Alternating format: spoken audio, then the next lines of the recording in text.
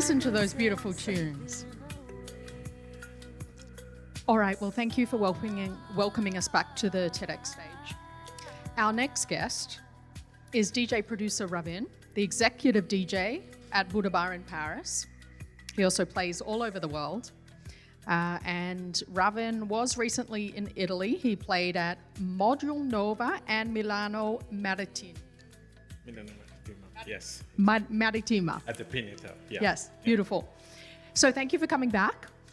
And what can you tell us about your music? How do you sum it up? What do you play? My music is a world, it's journey of all kind of mixtures, world, global fusion. It can be shamanic house, deep house, but it's always mixed with lots of ethnic sounds. This is my goal, and we always make people travel with the music in Buddha Bar.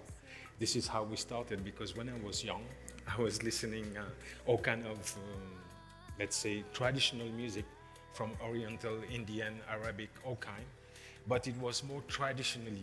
But our mission when we started Buddha Bar, it was to give this flow of music, but spicy and very electronically, worldy fusion, and this is how it's getting very successful, and also because we give a lot of emotions, because giving emotions to people was our main theory, because life is music, and sharing our passion, that was the most important thing in Buddha Bar, the traveling and the journey. We were talking backstage and you were telling me how important improvisation is, and that you don't necessarily prepare, that you go in and you sort of read the room and get a feel for what's working. Can you talk us through that a little bit? Yeah, it's simply, each place have a soul, each place have the ambience, the atmosphere, the romance. It's about just coming, feeling the crowd. It depends if it's a restaurant or club. I just want to give a sharing with the crowd. It's very important to feel the crowd, to see the place, and specifically what kind of music you're going to play, to catch the ambience and to touch the soul of the people. This is very important. This is what I love to do, and also playing music for people. It's so magic, because it's a beautiful sharing. Absolutely. Now, the theme of today's event is disruption. So I wanted to talk a little bit about disruption and music. So what does disruption mean to you? I mean, I started very young. I quit school when I was, I think, 15 or 16. So straight away I was working in record stores, making my audio tapes, and working for radio station, selling records everywhere in Paris. This is where I grown up my career. And then step by step, I didn't like to dance. So I love to make people dance. So it's much better. So I was always staring at the console when I was invited to some, events. So that's why everything started. And I feel like I was very passionate for the music. And this is how I grown up as a professional DJ, but in small events, not really. And then step by step, crescendo, I went like official resident DJ in Rex Club, one of the biggest electronic scene. But I was not playing electronic music. I was playing still my style of music. It was a bit like disco, pop, R&B, all kind.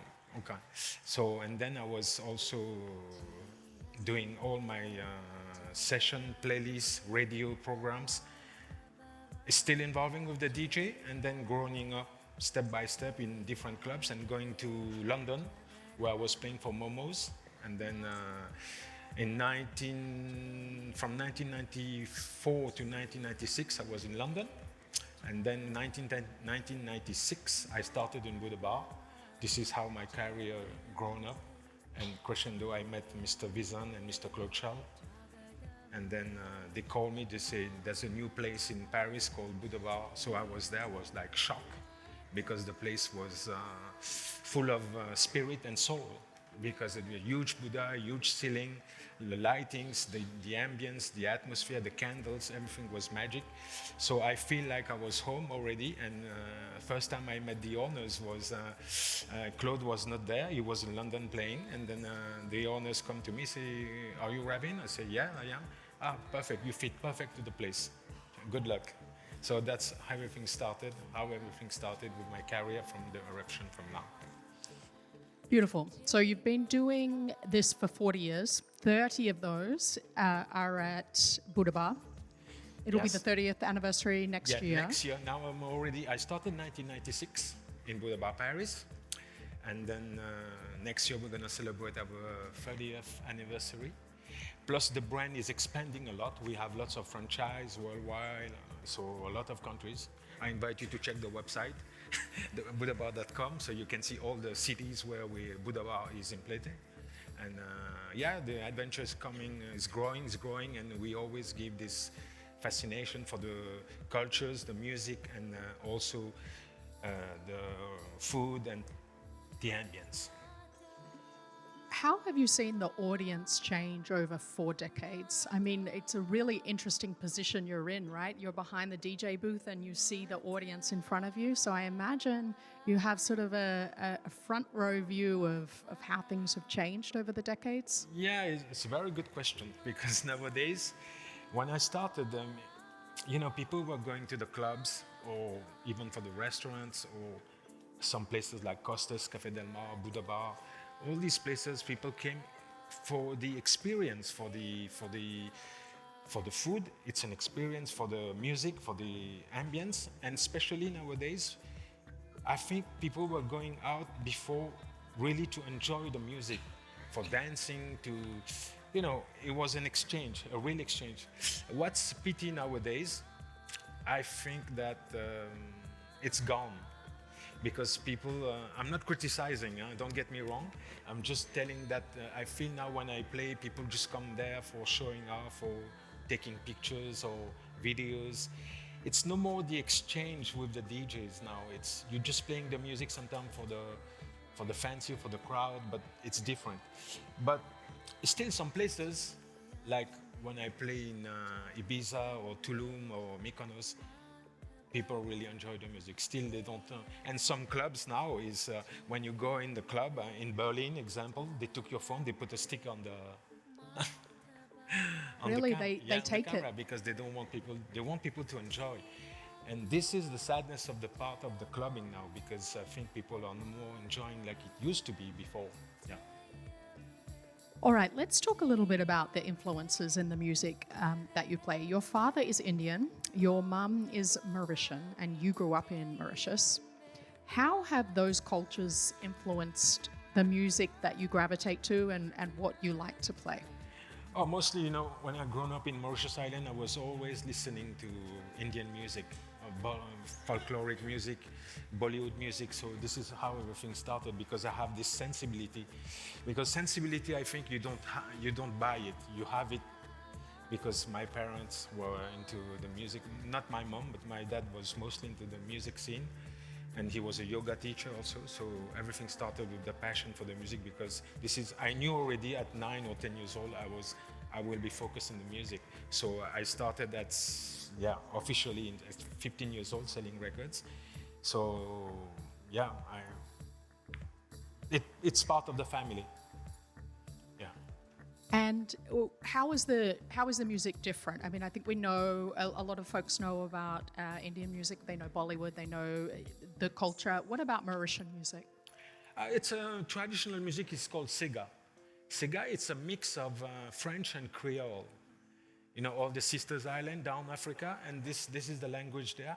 It's a bit kind of typical music, but mostly near African rhythm. And that's what I can say. But but nobody knows this music, guys, because it's not worldwide. It's just on the island. People don't know really about this music. But has that influenced you in the kind of music you play? Mostly Indian music influenced me, because there was lots of soul, and my inspiration came from there. because all these Bollywood movies and all the dancing, all these was very funny for me, and then I really enjoy it because it's part of the roots also. Yeah. Okay, your next chapter, you're creating a studio in the Maldives. That sounds pretty incredible. He's going to live between Paris and the Maldives. Can you tell us why the Maldives and how?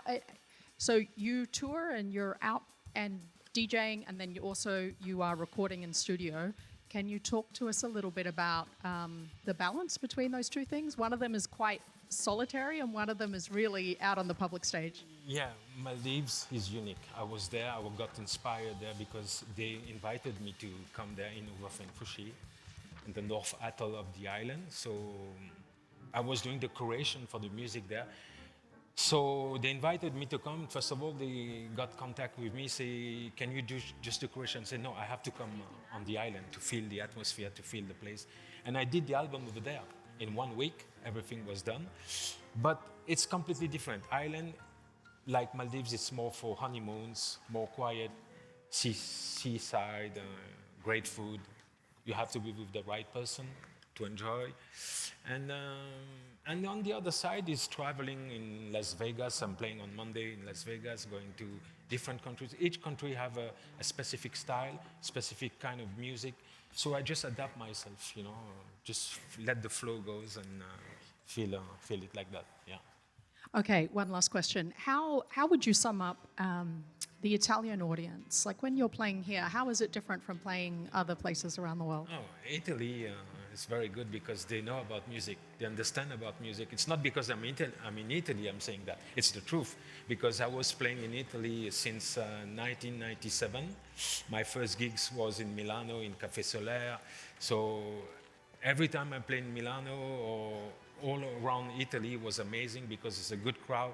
And at that time, like it was 25 years ago, and people really love the music, the scene, and they really love Budapest. And one of our best-selling of the albums, the physical CDs and vinyl, are in Italy.